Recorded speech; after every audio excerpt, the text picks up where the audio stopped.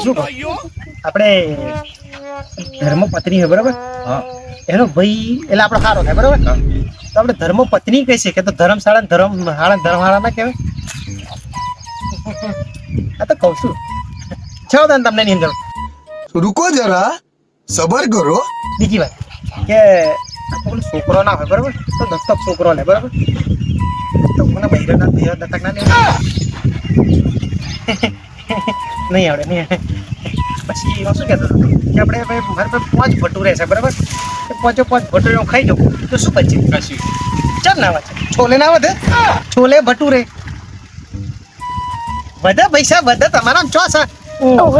શું કહું? આ હલવો હોય હલવો બરોબર, હલવો થોડો કમ ભરી જાય પણ જલવો ના કહેવાય. જલ ગયા ને જલવો. આ તો હવે સવાલ મારા મગજમાં નહીં આવતા એટલે હું તમને પૂછું, તમે ઇન્ટેલિજન્ટ છો ને એટલે ના આવડ્યું. અને હું શું કહું આપણે પેટ્રોલ પંપ હોય ને તો બધું ડીઝલ મળે ગેસ મળે તો પેટ્રોલ પંપ જ ચપ ગેસ ડીઝલ પંપ છે નહીં.